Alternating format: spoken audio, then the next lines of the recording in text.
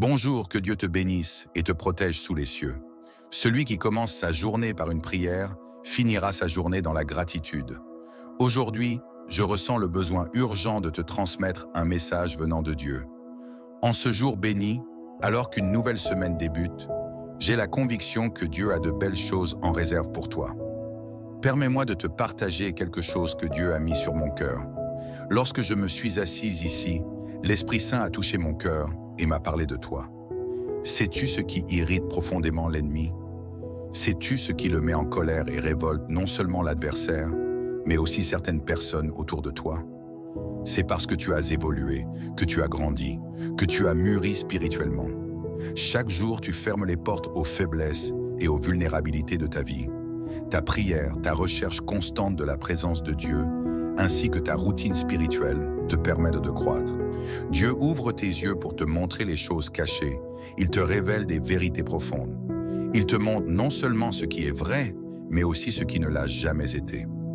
L'ennemi, voyant ta transformation, se révolte. Il te regarde et réalise que tu n'es plus une personne perdue, sans direction, comme il aurait voulu. La Bible elle-même nous parle de ceux qui sont tellement égarés qu'ils tombent sans savoir pourquoi. Ce sont des gens qui, faute de chercher Dieu, vivent sans but. Ici, je ne fais pas référence à la religion, mais à l'acte profond de chercher Dieu, à ce moment où tu t'arrêtes dans ta journée pour dire « Ce moment, c'est pour moi et pour Dieu ». Ce moment où tu établis une connexion spirituelle avec le Tout-Puissant. Cette pratique de prière et de méditation te fortifie. Je tiens à te dire que quand je parle de croissance spirituelle, je ne fais pas allusion à des bénédictions matérielles ou financières. Ce n'est pas de cela qu'il s'agit. La véritable croissance commence à l'intérieur de toi, dans ton âme, et se manifeste à l'extérieur. Il y a de nombreuses personnes qui ont connu la prospérité, mais qui ont tout perdu, car elles ont grandi uniquement sur le plan physique ou matériel, sans nourrir leur esprit. La base de toute chose dans la vie, c'est la vie spirituelle. Si ta vie spirituelle est forte et bénie, tout ce que tu acquiers, que ce soit matériel ou émotionnel, personne ne pourra te l'enlever. Et même si quelqu'un parvient à te le prendre, sache que, par la permission de Dieu, tu recevras le double de ce que tu as perdu. N'est-ce pas ce qui est arrivé à Job? Job a tout perdu, mais il n'a pas perdu sa foi. Il était spirituellement une personne de grande valeur. Sa force spirituelle était intacte. Même au milieu de ses épreuves, il n'a pas douté. À la fin, Dieu lui a restitué tout ce qu'il avait perdu, mais en double. Aujourd'hui, je veux prier pour toi. J'ai à cœur de délivrer une parole que l'Esprit Saint m'a donnée tout récemment. Ce sont 3 versets bibliques simples, mais je suis convaincu qu'ils auront un impact puissant sur ta vie, aujourd'hui même. Amen. Je t'invite à écrire dans les commentaires. Dans ma vie, il n'y aura rien de manquant, rien de cassé, rien qui soit hors de sa place. Écris cela, s'il te plaît. Je suis en train de prophétiser que l'année prochaine sera une année où tout sera rétabli dans nos vies. Rien ne manquera, rien ne sera brisé et tout sera à sa place. Gloire à Dieu pour cela. Si tu es ici pour la première fois, je prie que notre Seigneur Jésus te bénisse abondamment. Je dis souvent que nous devons être attentifs aux signes que le monde spirituel nous envoie. Chaque instant, le monde spirituel nous communique des signes, mais trop souvent, c'est l'homme qui ne sait pas les comprendre. Quand tu viens dans une chaîne de prière, lorsque tu participes à un moment de prière collective, sache que c'est Dieu qui te parle. C'est le monde spirituel qui t'envoie un message. Ce signe signifie que Dieu veille sur toi, qu'il veut te libérer de quelque chose. Il voit ce qui te fait du mal et désire enlever ce qui te ferait trébucher ou tomber. C'est pourquoi Dieu t'amène dans un temps de prière, pour t'aider à surmonter les obstacles et te donner la victoire. Je vais maintenant prier pour toi. Et si tu dis « Mon évêque, mets mon nom dans la chaîne de prière », sache que nous prierons pour toi, car Dieu a un plan pour ta vie.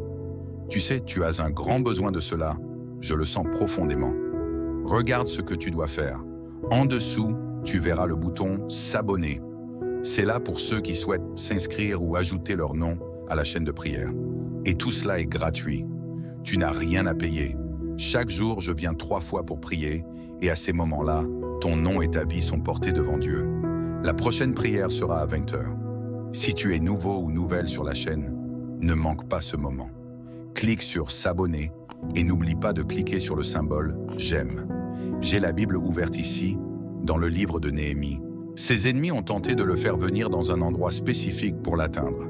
Mais Néhémie, étant sage, leur a répondu « Je suis occupé dans une grande œuvre. Je ne peux pas m'arrêter, car si je le fais, l'œuvre s'arrêterait. » 4 fois, ils ont répété la même demande.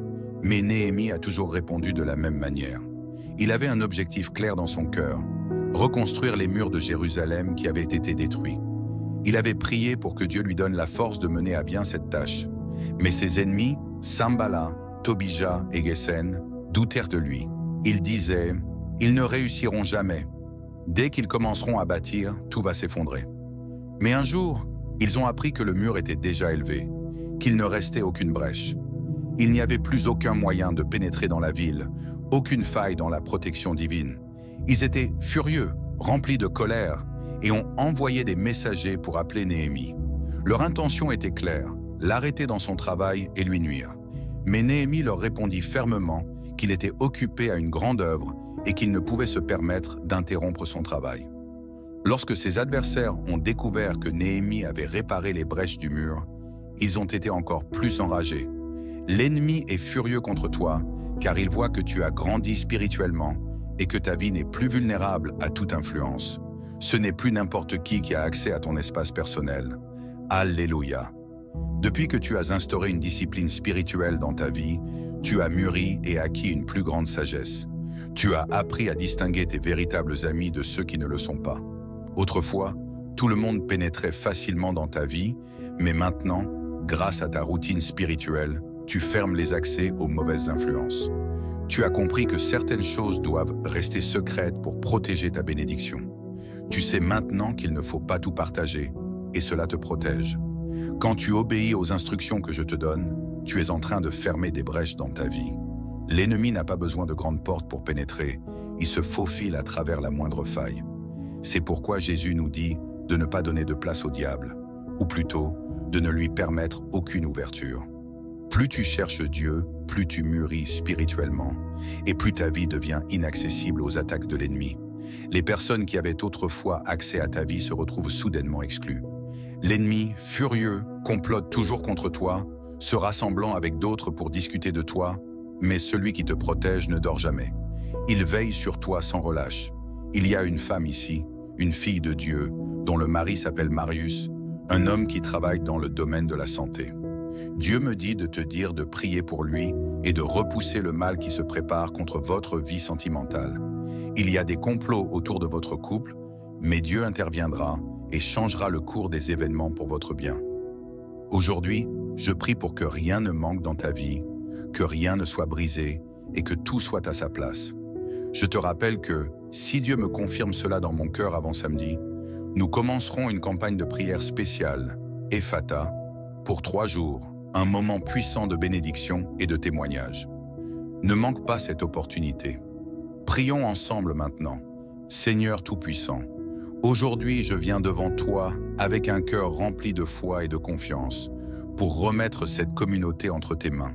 Tu es notre Créateur, notre refuge et notre forteresse, et c'est en toi que nous plaçons nos espoirs. Seigneur, tu connais les besoins, les défis et les luttes de chaque membre de cette communauté. Nous te demandons, dans ta grande miséricorde, de les couvrir de ta grâce infinie et de leur accorder ta protection. Que chacun trouve en toi la force, le réconfort et la direction nécessaire pour avancer. Je remets chaque individu de cette communauté dans ta main puissante.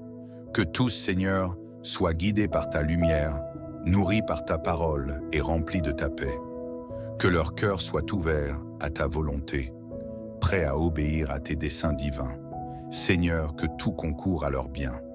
Même dans les moments d'épreuve, nous croyons que tu travailles pour leur bien, que tu transformes leur lutte en victoire et que tu utilises toutes les situations pour les faire grandir et les rapprocher de toi.